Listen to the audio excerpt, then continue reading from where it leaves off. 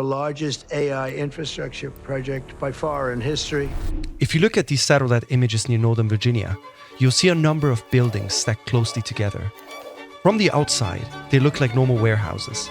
Windowless, fenced off, unremarkable. But inside, they're keeping something far more consequential. Rows of servers are stacked in racks, built with specialized chips. When you ask ChatGPT a question, those chips perform calculations at extraordinary speed for you and millions of others simultaneously. The cooling systems run continuously to prevent them from overheating, while an enormous amount of electricity flows through the building to keep the machines running. This is a data center. Here is where the digital world physically exists, and where the next era of economic and geopolitical power could be shaped.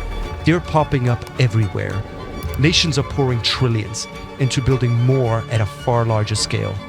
In this video, I explain how these buildings became the most fought over real estate on Earth and the new geography of influence that's forming.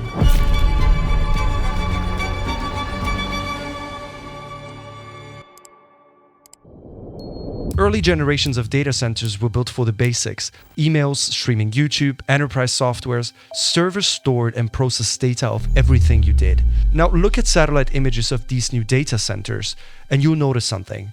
Power plants are always nearby. That's because the game has changed. A single question to an AI chatbot consumes several times more energy than a Google search. Modern AI systems require thousands of specialized chips running in parallel because they're not just retrieving information, but they're generating new responses by processing patterns across billions of data points in real time.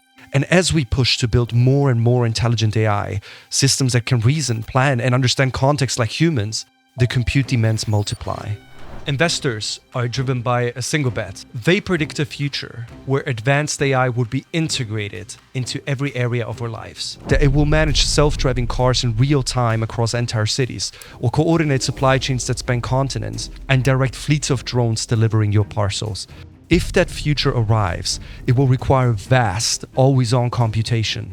And once you assume that, data centers start looking less like buildings and more like essential infrastructure. But building them at this current scale faces a central limit. In 2025, former Google CEO Eric Schmidt told the US Congress that projections for AI electricity demand were becoming extreme. Data centers will require an additional 29 gigawatts of power by 2027 and 67 more gigawatts by 2030. Gives you a sense of the scale that we're talking. These things are industrial at a scale I have never seen in my life. His headline claim that AI could consume nearly all global electricity was intentionally provocative, but even more measured analyses are striking. The International Energy Agency projects that by 2030, the demand for global data center electricity will rise to around 945 terawatt hours. That's roughly Japan's annual consumption. That means enormous new facilities and the power to run them have to be built somewhere. But not everyone is happy about that. This is Chesapeake, Virginia. When plans for a new data center were announced in 2025, residents mobilized. They showed up to the city council meeting and spoke against the project for over 2 hours. They were initially going to do a motion to continue the data center before a member recommended a substitute motion not to move forward with the project as it was presented. An opposition like this is spreading. In the US alone, around $64 billion in data center developments have been delayed or blocked amid organized resistance. Large facilities can consume as much electricity as a small city. To cool their constantly running servers, data centers require per day as much water as a town of 30 to 50,000 people.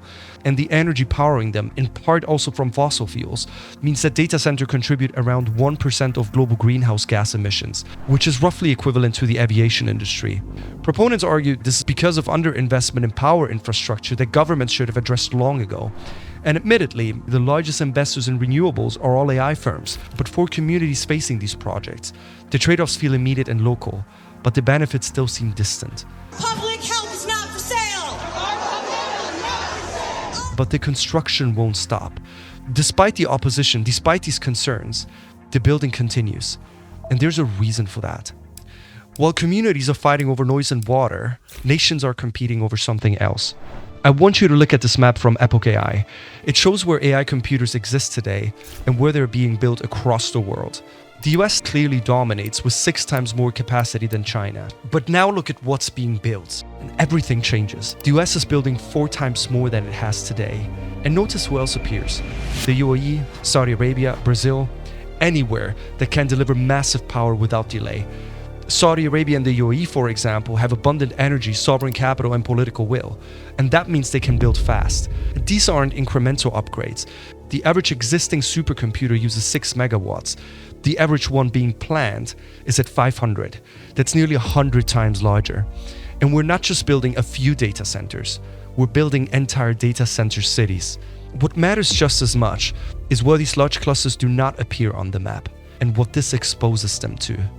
Because whoever builds this infrastructure controls how AI gets developed, who can access it, and on what terms. If you own the compute, you can train the most advanced models, you can run them at scale, and determine the rules for everyone else who wants access. This is why governments now talk about sovereign AI, which is about owning the infrastructure to run advanced systems on your own terms, rather than relying on foreign providers. So compute has become a currency of power. Where this infrastructure gets built could determine where economic power will concentrate for decades. Once you secure it, you have advantage, and everyone else accesses AI on terms they don't control. If AI reshapes the economy, that's the bet. That difference could become dependence. But it's a bet, and not a certainty. Some investors warn of a potential bubble currently developing. But what appears to be an industry-wide pullback from AI. They fear that this construction, which is financed largely to debt, is running ahead of actual demand. Investors don't usually give a team of 6 people a couple of $1 billion with no product. Companies are borrowing hundreds of billions based on projections, not proven revenue.